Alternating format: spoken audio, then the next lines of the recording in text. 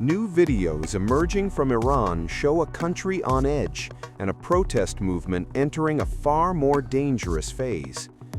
On the streets after dark, fires burn, not just in anger, but in defiance.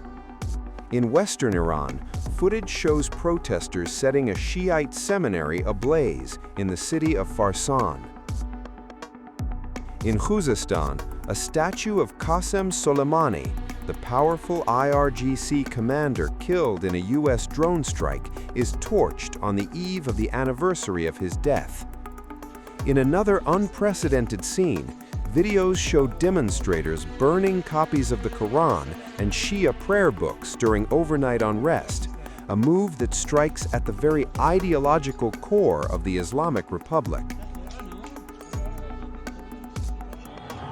Across Iran, the protests are spreading and intensifying. From Qazvin to Qom, from Babul in the north to Khuzestan and Fars in the south, crowds chant slogans once unthinkable inside the Islamic Republic.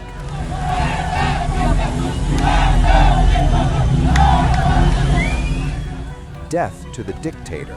This is the final battle. Pahlavi will return. For the first time in 5 decades, pro-monarchy slogans are dominating the streets, openly challenging clerical rule and the supreme leader himself.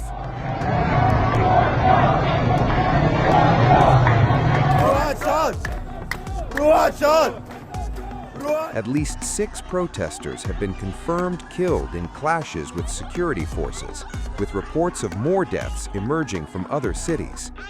Demonstrations and strikes have spread across dozens of cities, including Tehran, Mashhad, Isfahan, Loristan, and Khuzestan, reaching even the holy city of Qom, a core stronghold of Iran's religious establishment.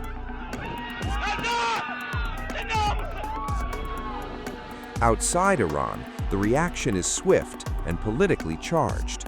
The U.S. State Department says the protests reflect the Iranian people's understandable anger at decades of economic mismanagement and repression. British politician Nigel Farage calls Iran's leadership an evil regime that must go. And Israeli minister posts a message declaring, "I stand with the people of Iran."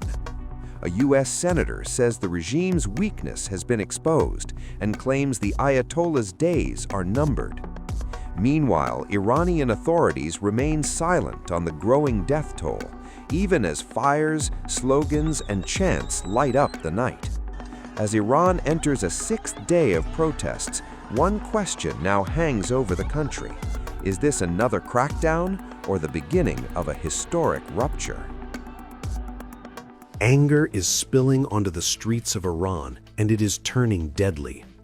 At least 5 people have been killed as protests over the soaring cost of living spread to new parts of the country, underscoring the growing pressure on an economy battered by inflation, sanctions, and instability. In the city of Azna, in Iran's western Loristan province, at least 3 people were killed and 17 others injured, according to Iran's semi-official Fars news agency.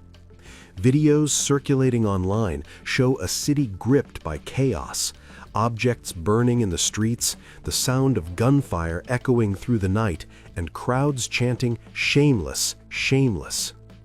Earlier, Fars reported that 2 people were killed in protests in the city of Lordigan, hundreds of kilometers south of Tehran.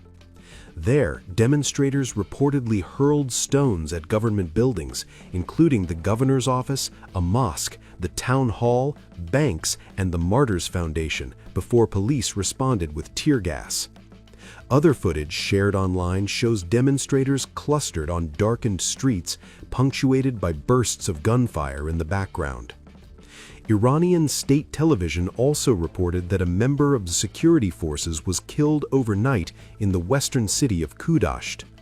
Officials said a 21-year-old member of the Basij, a volunteer force linked to the Islamic Revolutionary Guard Corps, died while defending public order. تکرار میکنم این موضوع رو که شنیدن صدای مردم، حتی صدای اعتراض مردم، حتی صدای اعتراض تند مردم وظیفه دولت هست. همه تلاش خودمون رو میکنیم با جریان گفتگویی که ایجاد شده و با اقدامات اصلاحی که داره صورت میگیره بتونیم آرامش رو برگردانیم و همچنان که آقای رئیس جمهور هم دستور دادن که گفتگویی شکل بگیره و تلاش‌هایی برای بازگرداندن ثبات و آرامش به هم فضای جامعه و هم اقتصاد انشاءالله شاهدش باشیم.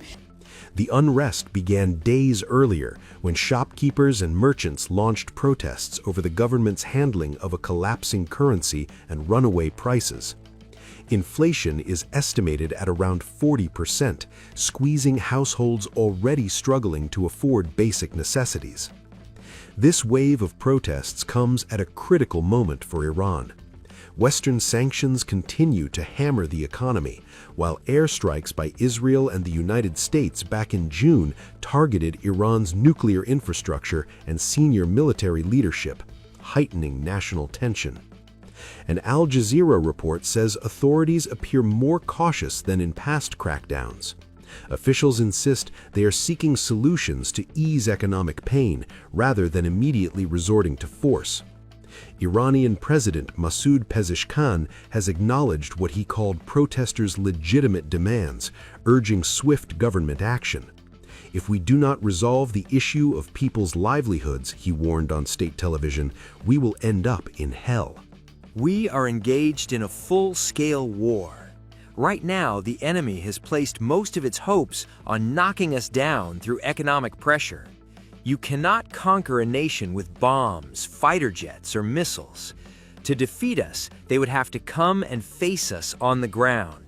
And if they were to confront this nation on the ground, if we remain determined, united, and committed to working together to make our country proud, it would be impossible for them to bring Iran to its knees.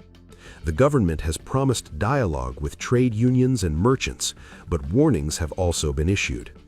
Iran's prosecutor general says any attempt to turn economic protests into insecurity or unrest will face a decisive response. 7 arrests have already been reported, with authorities accusing detainees of ties to foreign-based groups hostile to the Islamic Republic.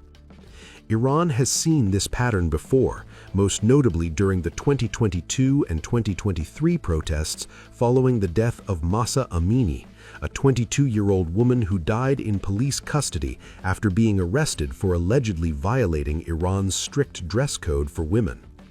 Today, once again, rising prices, frustration, and fear are colliding, leaving the nation at a tense crossroads, with the streets demanding answers and the government struggling to contain the fallout. Protests are a legal right for people on various issues, and they could express their protests within the framework of regulations and laws, as long as they do not disrupt public order and security. In the past 2 to 3 days, part of society, meaning our dear merchants, have had protests regarding economic issues, foreign exchange rate fluctuations, and rising prices. Ultimately, we managed the situation through the Provincial Supply Chain Council with the police field management. A very limited number of people took the protests to the streets and public places and disrupted public order. The police fulfilled their legal obligation, showed restraint, and we are moving towards calm.